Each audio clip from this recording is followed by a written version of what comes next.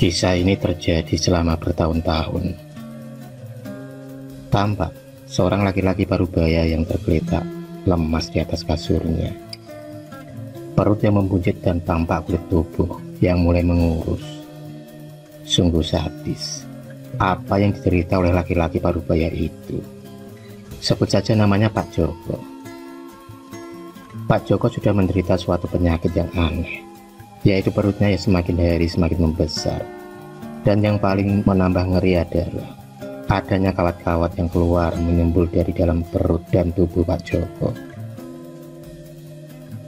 Setiap kali kawat-kawat tersebut dapat dikeluarkan, pasti akan muncul lagi kawat-kawat yang baru yang bermunculan secara misterius.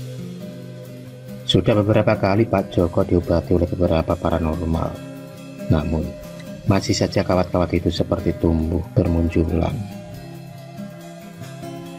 Beberapa paranormal yang berusaha mengobati Pak Joko mengatakan kalau Pak Joko terkena serangan santet dari seseorang yang tidak suka dan dendam kepada Pak Joko. Dendam yang sangat mendalam.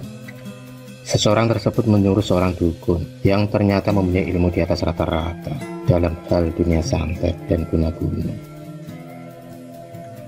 Beberapa paranormal yang telah berusaha mengobati Pak Joko bahkan tak mampu untuk menuntaskan dan memutus santet yang telah dikirim oleh dukun tersebut. Sudah 2 tahun ini Pak Joko merasakan penderitaan yang amat berat. Rasa sakit yang ia rasakan seperti menusuk seluruh tubuh Pak Joko, hingga ia harus tergeletak berbaring di atas kasurnya. Anggun, anak perempuan semata wayangnya, selalu setia merawat ayahnya dan ditemani oleh sang suami, yaitu Andre. Mereka berdua bergantian dengan ikhlas merawat Pak Joko. Sebenarnya kejadian ini berawal setelah Anggun dan Andre menikah 2 tahun yang lalu. Semenjak itu Pak Joko mulai mengalami sakit yang berlangsung hingga sekarang. Kebahagiaan keluarga yang diidam-idamkan kini berubah menjadi duka. Pak Joko tak menyangka kalau akhirnya ia akan menderita suatu penyakit yang aneh, di mana perutnya semakin membesar dan mengeluarkan kawat. Anggun hanya bisa menerka-nerka siapa yang telah tega mengirim santet kepada ayahnya. Ia ingat, dulu sebelum ia menikah dengan Andre, ia pernah dilamar oleh seorang pemuda yang tergila-gila padanya, namanya Heru. Heru adalah pemuda kampung beda RT dengannya. Heru sangat terobsesi ingin mendapatkan Anggun. Namun lamaran Heru ditolak mentah-mentah oleh ayah Anggun, yaitu Pak Joko. Dalam benak Anggun, apa Heru yang melakukan semua ini ya? Menanggung di dalam hati.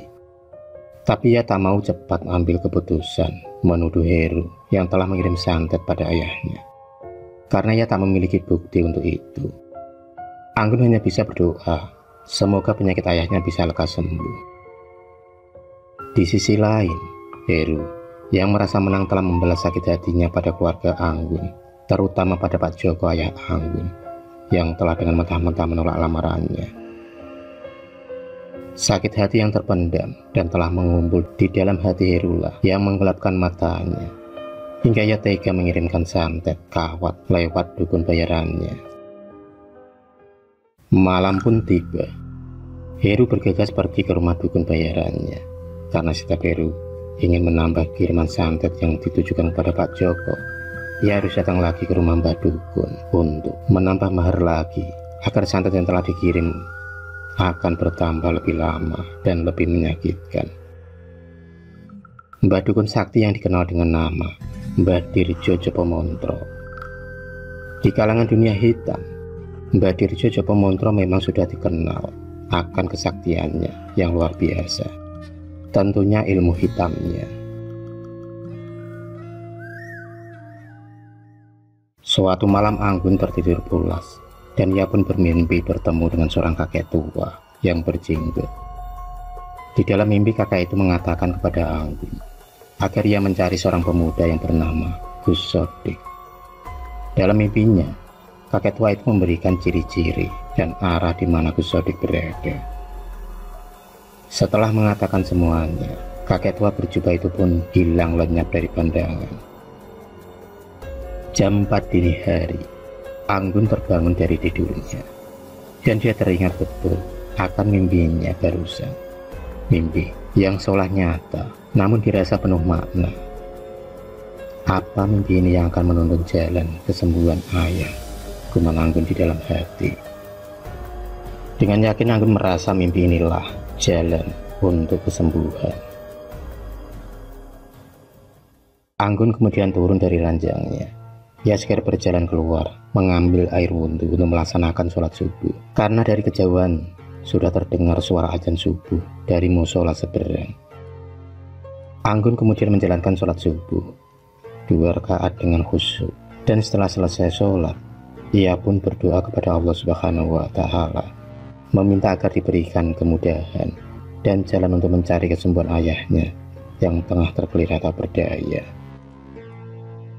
Anggun yakin Allah akan mengabulkan doa-doanya kali ini.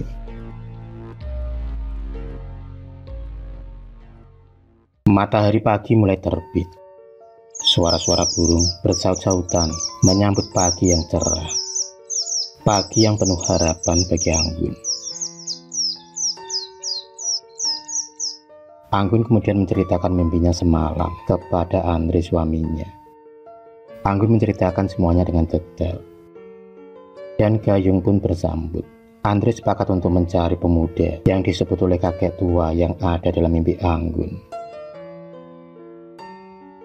Dengan bertanya ke sana kemari, akhirnya Andre mendapatkan info dari salah satu temannya yang mengatakan kalau pemuda yang Andre cari adalah seorang pemuda yang mempunyai pondok pesantren di kota sebelah. Berbekal alamat yang ia dapatkan, Andre segera meluncur ke alamat pondok Gus Sodik. Perjalanan berliku ia tempuh dengan mobil tuanya. Di dalam hati, Andre berharap semoga ia dapat bertemu dengan Gus Sodik dan semoga berjodoh. Semoga kali ini penyakit ayah mertuanya dapat disembuhkan. Sudah 1 jam lebih ia memacu mobil tuanya, mobil kesayangannya. Semoga tidak ada trouble di jalan selama perjalanan. Akhirnya sampailah juga Andre di depan pondok Gus Sodik.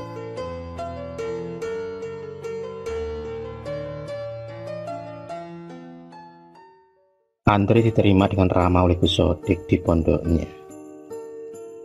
Dengan sangat ramah, Gus Sodik kemudian mempersilahkan Andre untuk menceritakan maksud dan tujuannya ke pondok Gus Sodik. Andre segera menceritakan maksud dan tujuannya secara detail dan gamblang. Gus Sodik hanya tersenyum. Seperti sudah jodoh, hari ini Gus Sodik memang tidak ada jadwal apa-apa. Maka berangkatlah Gus Sodik bersama 2 santrinya mengikuti Andre untuk menuju ke rumah Pak Joko. 2 mobil beriringan berjalan menembus jalan, dan tak lama kemudian sampailah mereka di depan rumah Pak Joko. Gus Sodik kemudian turun dari mobilnya bersama dengan 2 santrinya. Gus Sodik sudah merasakan getaran aura jahat yang menyelimuti rumah Pak Joko. Jam sudah menunjukkan pukul 6 sore. Dan dari kejauhan terdengar suara azan maghrib. Gus Sodik kemudian melaksanakan sholat maghrib di ruang sholat di rumah Pak Joko. Bersama 2 santrinya, Gus Sodik kemudian berdoa memohon kelancaran dalam meruqyah dan mengobati pasiennya kali ini.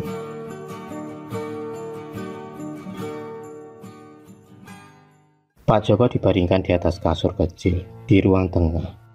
Gus Sodik segera melakukan ruqyah untuk pengobatan Pak Joko.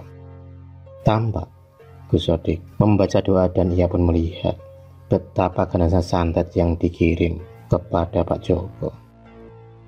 Dalam pandangan mata batin Gus Sodik, tampak puluhan kawat yang tengah melilit tubuh Pak Joko. Tubuh Pak Joko seakan dipasung dengan kawat-kawat tersebut yang menusuk di sela-sela tubuhnya. Tiba-tiba Gus Sodik merasakan hembusan angin yang sangat dahsyat, dan beliau melihat kawat-kawat yang berterbangan seperti ombak menerjang ke arahnya. Gus Sodik kemudian mengerahkan segala ilmunya. Dia hanya tersenyum menyambut serangan tersebut. Dan terdengarlah suara ledakan yang dahsyatnya, tanda pertempuran dimensi gaib sedang terjadi. Bertemunya dua kekuatan dahsyat, hitam dan putih. Di sisi lain, di rumah Mbak Jopo Montro tampak Mbak Jopo Montro yang terjatuh terpental dengan mengeluarkan darah dari mulutnya. Kali ini Mbak Jopo Montro kalah telak. Akhirnya Pak Jopo bisa disembuhkan. Kini, tiba-tiba perutnya mengempes seperti sedia kala. Ia pun sudah tak merasakan sakit apa-apa. Anggun dan Andre dan keluarga mengucapkan banyak terima kasih kepada Gus Sodik yang telah sudi membantu mengobati ayah mereka. Wallahu a'lam, hanya Allah yang tahu.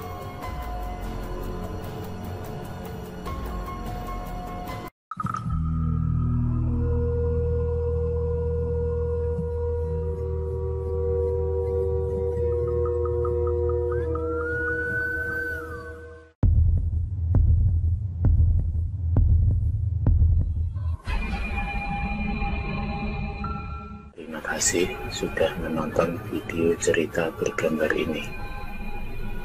Klik subscribe untuk terus mendapatkan video-video cerita bergambar selanjutnya.